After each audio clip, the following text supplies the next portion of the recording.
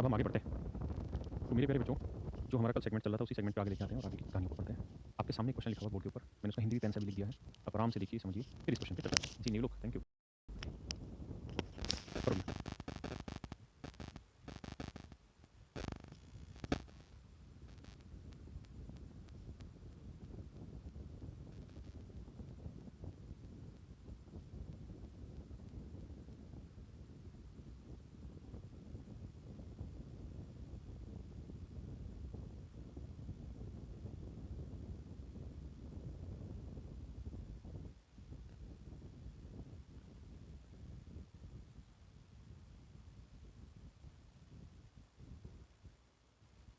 आइए मेरे बच्चों, देखिए यार, ये हल्का सा ट्रिग्नोमेट्री जिन्होंने पढ़ा हुआ उनके लायक क्वेश्चन है, पर फिर भी आप समझने का प्रयास करिएगा। कहता है जी, कोई मीनार है, अल्लाह ही रहो।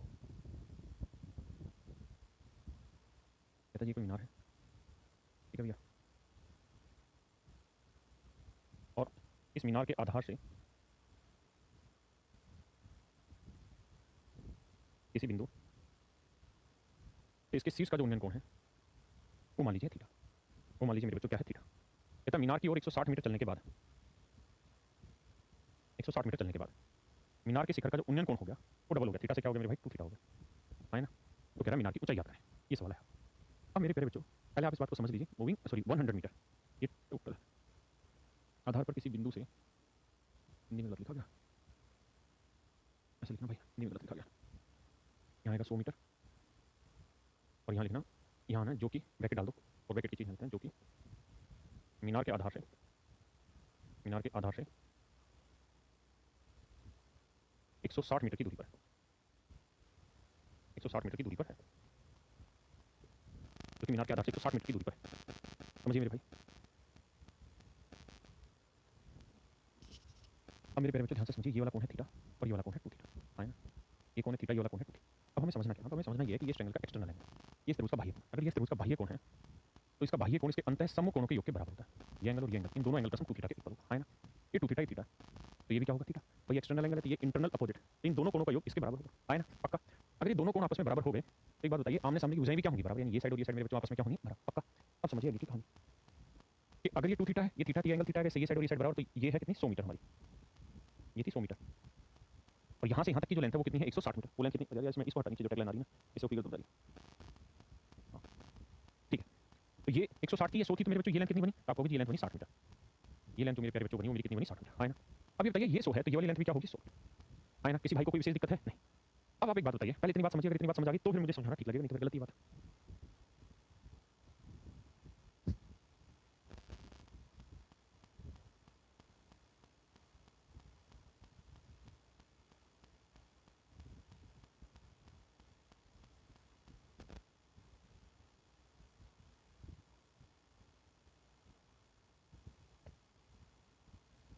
आइए मित्र समझिए कहानी को आगे। ये 60 मीटर है भैया, अरे यार, अब जरा आगे की बातों को समझते हैं।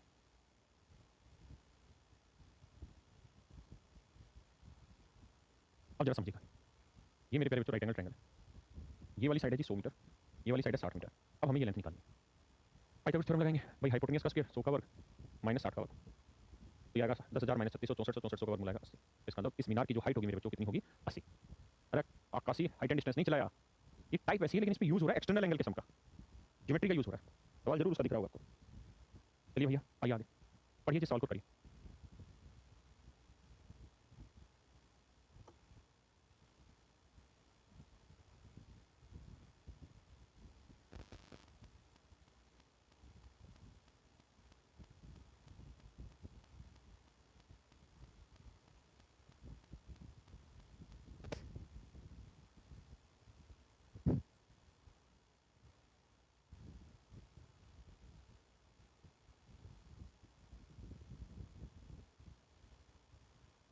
आइए मेरे भाई, ये व्हाइट वाली तो आंखों में दर्द करती थी। देखिए मेरे बच्चों क्या रही है, कह रही है एक सीधी रेखा है, कह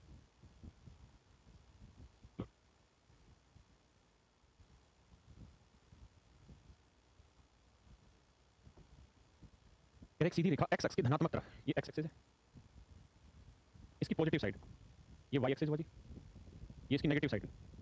कहता है एक सीधी रेखा एक्स एक्स की धनात्मक तरफ थीटा डिग्री का कोण बनाती है और थीटा जो है 90 से बड़ा है। तो मेरे प्यारे बच्चों एक बात समझो, अगर मैं ऐसे बना दूं तो कह रहा है सवाल में कि ये वाला जो कोण है थीटा और थीटा की वैल्यू 90 से बड़ी है, यानी तो गलत बना रहा हूं। इस बात का सीधा सीधा अर्थ यहाँ से ये निकला कि भैया ये तभी संभव होगा जब ये यूं करते हैं सीधा तो 90 बना, जैसे आप यूं बनाएंगे उस स्थिति में ही ये 90 से बड़ा बनेगा, है ना, और कोई तरीका नहीं इसको बनाने का। इसका मतलब ये कोण ऐसे बना रहा हूं, यानी ऐसे थीटा बना रहा हूं। क्या मेरे किसी भाई को कोई दिक्कत है? और अब जो ये एंगल बन रहा होगा ये 90 से बड़ा बना क्योंकि धनात्मक साइड बना है। पक्की बात है, इधर बनाते थे ऋणात्मक की तरफ बना देते, ये ज्ञान है ना कि इधर सारे प्लस के होते हैं, इधर सारे माइनस के होते हैं, इधर प्लस के होते हैं, इधर माइनस के होते हैं, पता है नहीं बातें, तभी चर्चा करेंगे, इसमें नहीं तो बेकार हो जाएगी चर्चा मत करना।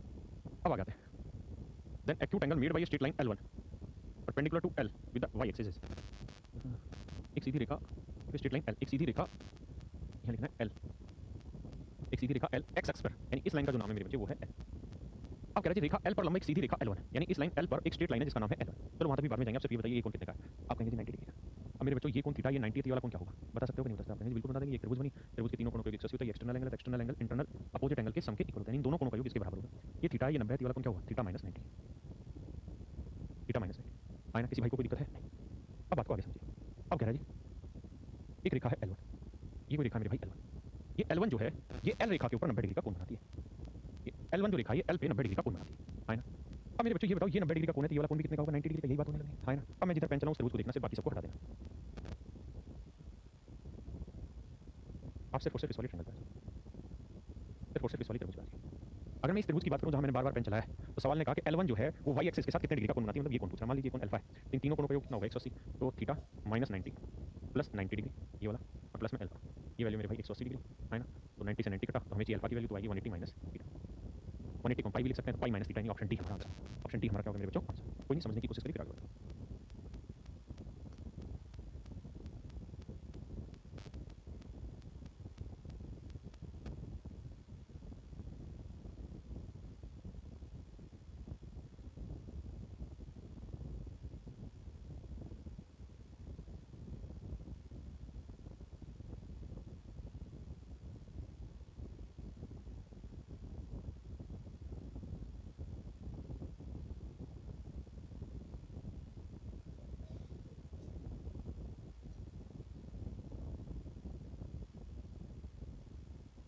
समझ में आई मेरी बात? आइए आगे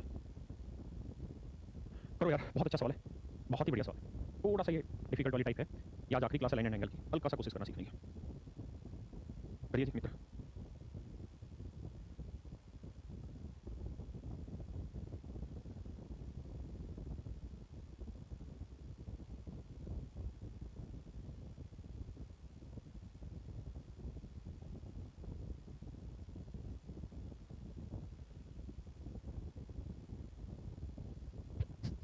आइए जी दोस्त, समझिए भैया सवाल को, पहले पढ़ लो फिर मैं इसे छोटा कर रहा हूँ।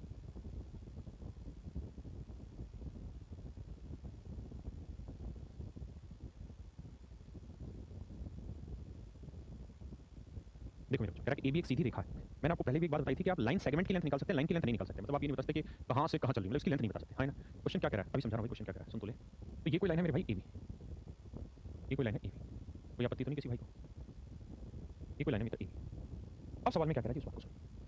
कह रहा है जी AB, लेकिन ध्यान रखना लाइन है, लाइन की आप लेंथ नहीं निकाल सकते, लाइन सेगमेंट की लेंथ निकालते हैं, रेखा की लेंथ नहीं आती। अगर AB कह रहा है मतलब A और B कोई एंड पॉइंट नहीं टिक लेना। अब कह रहा है जी C एक ऐसा बिंदु है जो AB से 3 सेंटीमीटर की दूरी पर, यानी ये लाइन AB है, C कोई ऐसा पॉइंट है जो AB से कितनी दूरी पे 3 सेंटीमीटर। लेट्स से हम यहाँ मान लेते हैं कि कोई पॉइंट है 3 सेंटीमीटर की दूरी पे, और नीचे गलत है।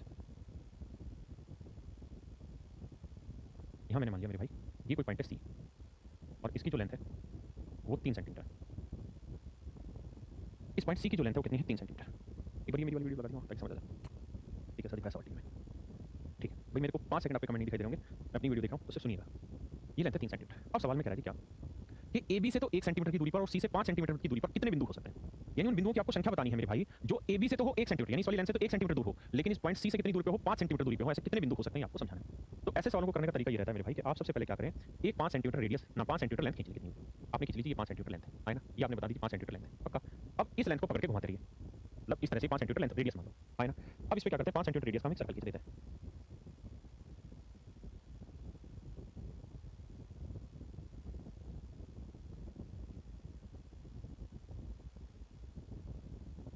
ये हमने एक सर्कल खींच लिया मेरे भाई।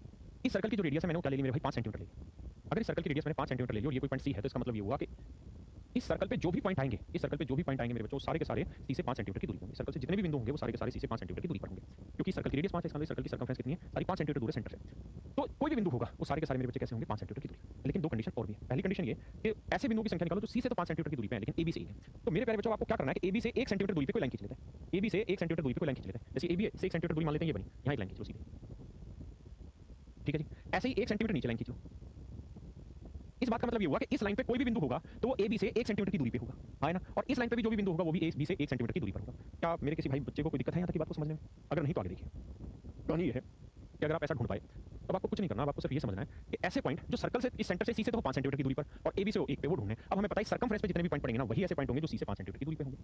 तो भाई ये देखो, ये वाला जो पॉइंट है गौर से देखोगे तो ये लेंथ तो 1 सेंटीमीटर, क्योंकि 1 सेंटीमीटर नाप के हमने खींची थी, और ये सेंटर इस पे पड़ रहा है तो ये वाला लेंथ होगी 5 सेंटीमीटर। ऐसे ही ये देखोगे तो ये लेंथ तो 1 सेंटीमीटर है ना, और ये सर्कल के ऊपर पड़ रहा है तो ये लेंथ भी कितनी आ गई, 5 सेंटीमीटर। ऐसे मेरे भाई ये वाला जो पॉइंट आएगा यहाँ पे, ये इससे तो है 1 सेंटीमीटर, लेकिन सेंटर से देखोगे तो आएगा 5 सेंटीमीटर। यहाँ से गौर से देखोगे तो ये लेंथ आएगी 1 सेंटीमीटर और सेंटर से आएगी ये लेंथ कितनी, 5 सेंटीमीटर। मेरी बात समझ रहे हो ना? ऐसे कितने बिंदु हो गए, 1 2 3 4, यानी ऐसे 4 पॉइंट है जो ए बी से तो 1 सेंटीमीटर की दूरी पे है, लेकिन सी से 5 सेंटीमीटर की दूरी पे। बहुत बच्चों को डाउट हो सकता है, उनको क्लियरिटी नहीं हो रही होगी, तो क्लियरिटी तब होगी जब आप अपनी तरफ से कोई और पॉइंट निकाल के दिखा दें कि सर ये वाला पॉइंट भी तो 1 सेंटीमीटर दूर है। आप कहते हैं जी ये वाला पॉइंट भी तो है, हाँ है, लेकिन क्या ये दूरी 5 होगी? नहीं, क्योंकि ये दूरी 5 है भैया, ये वाली दूरी 5 है यहाँ तक की। ठीक है, कमेंट लगा दो भाई सब एक बार।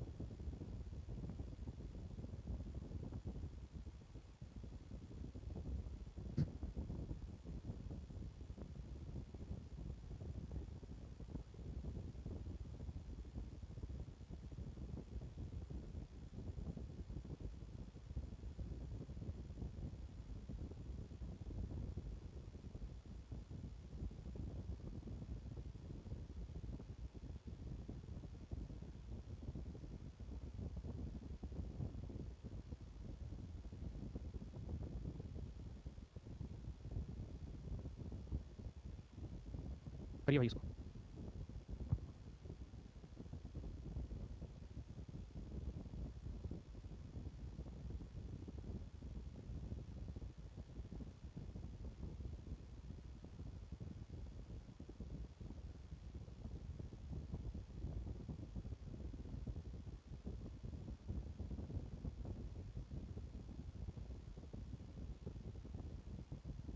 आइए भैया। कहता जी यदि रेखीय युग्म का एक कोण न्यून कोण, यदि रेखीय युग्म का एक कोण न्यून कोण है तो दूसरा कोण क्या होगा? मेरे प्यारे बच्चे एक बात समझो, ये है जी स्ट्रेट लाइन, ये है मेरे बच्चों क्या, स्ट्रेट लाइन, है ना। तो मैंने आपको कह दिया जी इस स्ट्रेट लाइन पे एक एंगल जो बन रहा है वो मेरा न्यून कोण बनने लगा है, क्योंकि लीनियर पेयर तो वही होते हैं जो स्ट्रेट लाइन पे बनते हैं, दो कोण जिनका योग 180 डिग्री, और एक कोण कह रहा है जी एक्यूट एंगल है, न्यून कोण है। तो मेरे बच्चे अगर ये न्यून कोण है, मान लो इसकी वैल्यू 60 डिग्री है, यानी ये 90 से छोटा है तो नेचुरल सी बात है 90 से बड़ा ही होगा। भाई अगर हम ये 90 डिग्री रखते तो ये भी 90 होता, ये भी 90 होगा। अगर मैं इसे 90 से छोटा करता चला जाऊंगा तो ये कोण बड़ा होता चला जाएगा। इसका मतलब एक एक्यूट एंगल होगा तो दूसरा मेरा ऑब्ट्यूस एंगल ही मुझे लेना पड़ेगा, है ना। अधिक कोण मुझे लेना होगा। आइए पढ़िए मेरे भाई।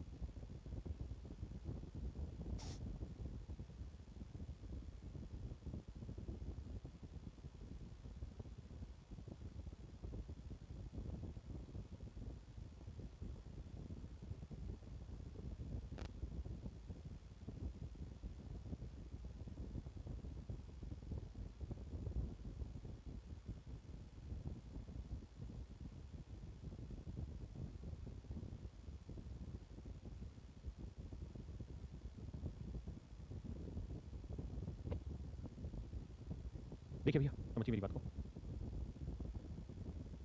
कहता निम्न में से कौन सा कथन सही है? Which of the following statements are true? निम्न में से कौन सा कथन सही है? रेखीय युग्म बनाने वाले कौन संपूरक होते हैं? पहली लाइन। कहता जी लीनियर पेयर जो एंगल बनाते हैं वो सप्लीमेंट्री होते हैं। बिल्कुल सही बात है, क्योंकि थीटा ये अल्फा है तो मुझे पता है थीटा प्लस अल्फा का जोड़ 180 होगा तभी वो लीनियर पेयर होंगे, और सप्लीमेंट्री में भी दो कोणों का जोड़ 180 होने पे वो लीनियर पेयर कहलाते हैं। पहली स्टेटमेंट बिल्कुल सही। सेकंड पे आते हैं। तो प्रत्येक, अच्छा इंग्लिश में छोड़ दो ना, हिंदी में छोड़ दो, इंग्लिश में पढ़ो। If two adjacent angle are equal then measure of each angle will only be 90 degree. ये बात गलत है। कह रहा है कि if two adjacent are equal, कि अगर दो सन्निकट कोण, आसन कोण अगर आपस में बराबर हैं तो वो दोनों के दोनों 90 डिग्री होंगे, बिल्कुल जरूरी नहीं है। 10-10 डिग्री के भी एडजेसेंट एंगल बन सकते हैं, ये कॉमन आर्म हो गई, ये दोनों इक्वल भी होंगे तब भी 90 बनाना जरूरी नहीं। इसलिए पहली स्टेटमेंट ना, दूसरी गलत। तीसरी बात है, रेखीय युग्म बनाने वाले दोनों कोण निम्न कोण हो सकते हैं। तो आप खुद समझ के देखिए कि जो लीनियर पेयर बना रहे होंगे, अगर ये एंगल अल्फा है, मान लीजिए ये वाला एंगल अल्फा है और ये वाला एंगल बीटा है, तो मैं इस बात को समझता हूँ कि अल्फा प्लस बीटा की वैल्यू 180 डिग्री होगा तभी लीनियर पेयर होगा। अब ऐसा हो सकता है कि या तो ये भी 90 हो, ये भी 90 हो, है ना, या ये हो सकता है कि ये 88 हो तो ये फिर 90 से बड़ा लेना पड़ेगा बाद में। लेकिन ऐसा नहीं हो सकता कि ये भी 90 से छोटा हो जाए, ये भी 90 से छोटा हो जाए, क्योंकि ये भी 90 से छोटा, ये भी 90 से छोटा, इन दोनों का जो जोड़ आएगा वो 180 से छोटा आ जाएगा, जबकि हमारा जो जोड़ आना चाहिए किसका आना चाहिए, बराबर 180 डिग्री। इसका मतलब ये थर्ड स्टेटमेंट भी इसकी गलत है। फोर्थ पे आते हैं, यदि रेखीय युग्म बनाने वाले दोनों कोण समान हो तो प्रत्येक कोण का मान 90 डिग्री होगा, इसमें कोई आपत्ति नहीं है। अगर ये दोनों एंगल इक्वल है और ये दोनों लीनियर पेयर के हैं तो दोनों का जोड़ 180 दोबारा हिस्सों बांटेंगे तो 90 डिग्री होगा, है ना। तो चौथी स्टेटमेंट बिल्कुल सही। तो first and fourth statement are truly correct my dear students. इतना बढ़िया आगे करिए जिसको।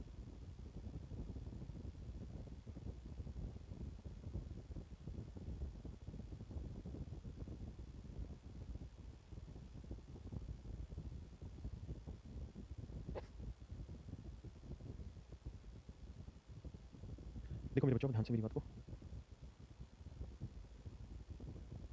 अब हमारा लाइन एंड एंगल जो चैप्टर है वो पूरी तरीके से खत्म है। मीन्स कि जितने भी सारे कॉन्सेप्ट थे, मैंने सारे कॉन्सेप्ट आपको डिस्कस कर दिए। मेरे हिसाब से काफ़ी टाइम भी लगा दिया हमने। ये बैच 18 को शुरू हुआ था, कौन सी तारीख को? तो हमारा 18 था ना, 18, 19, 20, 21, 22, 22 तारीख है ना। हाँ, तो 4-5 दिन चला दिया। लाइन एंड एंगल आपका पूरी तरीके से खत्म हो गया। अब आपको क्या तैयारी करनी, कैसे तैयारी करनी है, वो मैं समझा देता हूँ। देखिए मेरे दोस्तों, है ना? ठीक है, लाइन एंड एंगल के 3 लेक्चर हैं सीडीएस के ना। देखिए यार मेरे बच्चों, मैं अब क्या कर रहा हूँ आपके लिए, आपको लाइन एंड एंगल पूरी तरीके से मैंने खत्म करा दिया। अब आपका पहला काम ये है कि आप इस लाइन एंड एंगल को पूरी तरीके से घर पे जाकर कंप्लीट करें। सबसे पहले इन 4-5 क्लासों के, जी बता रहा हूँ, जो 4-5 क्लासें, इन 4-5 क्लासों के नोट्स बनाइए खुद से, है ना?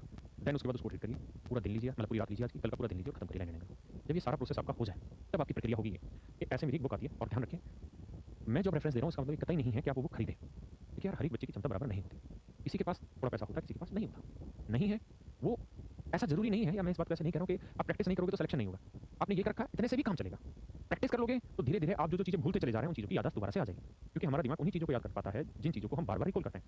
भाई आप अपने मम्मी पापा का चेहरा आज तक नहीं भूले, क्यों? क्योंकि रोज देख रहे हैं, है ना? आप किसी से प्यार करते हैं, रोज उसका चेहरा देखते रहते हैं, प्यार हो जाता है। जैसे उसे 20-25 दिन लगो उसकी याद भी ना आए तुम्हें, तो है ना? जो सच्चा प्यार कहते रहते हैं, भाई साहब उसको देख रहे हो, उससे बात कर रहे हो, तो ही वो तुम्हारी मेमोरी में। बात नहीं करोगे तो गोल। ऐसी पढ़ाई भी है, पढ़ते रहोगे, दिमाग में रखोगे, रोज टच में रखोगे तो तुम्हारी, नहीं तो गोल। तो जो आपके पास साधन अवेलेबल हो उस साधन से तैयारी करें। कतई भी जरूरी नहीं है कि आप किसी बुक को लें, मेरी बुक है, किसी की, जो भी आपके पास है आप उसे करिए। जो क्लास में पढ़ाया वो भी अपने आप में बहुत होता है। लेकिन फिर भी जिन बच्चों के पास आर्थिक साधन है कि वो कुछ पैसा खर्च करके बुक्स लेना ही चाहते हैं मार्केट से, तो कोई भी बुक ले, मैं अपनी तरफ से अपनी बात समझाता हूँ। एक एडवांस मैथ की बुक आती है, इसका फायदा क्या है, इसका नुकसान क्या, मैं एक्सप्लेन कर देता हूँ। इसका फायदा और नुकसान दोनों बताता हूँ। 2 तरीके की बुक निकाल रखी है, एक जैसे एडवांस मैथ है और दूसरी है तीर्थशो प्लस। इसका नाम है तीर्थशो प्लस, क्वेश्चन इसमें 10,000 के आसपास होता है।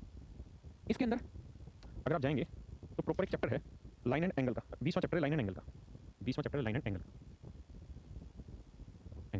है ना? इसमें क्या है कि लाइन एंड एंगल में 475 से 491 पेज है। भाई बताता हूँ कितने क्वेश्चन लगभग इसमें क्वेश्चन शुरू हो जाता है, होंगे करीबन 150 के आसपास सवाल, 200 के आसपास सवाल होंगे टोटली मिला के एग्जाम 150 सवाल से ज़्यादा नहीं है, 150 सवाल। ये 150 के 150 सवाल लाइन एंड एंगल के हैं, जितना आपने सीखा वो सारी चीज़ इसमें लग जानी, नया कुछ भी नहीं होगा। जो आपने सीखा वो सारे का सारा कॉन्सेप्ट रिपीट हो जाएगा बार बार, 2 बार 3 बार 4 बार, है ना? तो 73 वाली बुक है, उसमें चैप्टर मिलेगा ज्योमेट्री। इसमें लाइन एंड एंगल के भी क्वेश्चन होंगे, अगला क्वेश्चन ट्रायंगल का भी आ जाएगा, उससे अगला किसी और का भी आ जाएगा, सिमिलरिटी का आ जाएगा, इन चीज़ों का क्वेश्चन आ जाएगा, है ना? इसका फायदा ये है कि आपने जो चीज़ पढ़ी केवल आप उसी की प्रैक्टिस करेंगे, है ना? इसका नुकसान ये है कि जो आपने पढ़ा है वही क्वेश्चन आ रखे हैं, तो इसका मतलब पहले से आपने दिमाग में सोच रखा है कि लाइन एंड एंगल के कॉन्सेप्ट लगाने, तो नया कुछ सीख नहीं पाते हैं। दोनों चीजें, फायदे भी नुकसान भी। फायदा ये है कि आपने जो टॉपिक पढ़ा उसकी बेहतरीन तरीके से प्रैक्टिस हो जाती है। नुकसान ये है कि आपको जब पहले से ही पता है कि सारे के सारे क्वेश्चन मेरे लाइन एंड एंगल के ही हैं, तो वो कॉन्सेप्ट आपने पढ़ लिया, पढ़ के सारे सवालों को एग्जीक्यूट कर दिया। तो फायदे भी नुकसान भी, इससे कॉन्सेप्ट मजबूत भी होता है ना? और एक नुकसान भी मैंने बता दिया। इसका फायदा ये रहता है कि आपको पूरी समग्र ज्योमेट्री, समग्र यानी कंप्लीट ज्योमेट्री पढ़ ली तो पता चला एक क्वेश्चन आया ट्रायंगल से, फिर अगला सिमिलरिटी से आ गया, फिर लाइन एंड एंगल से आ गया, फिर सर्कल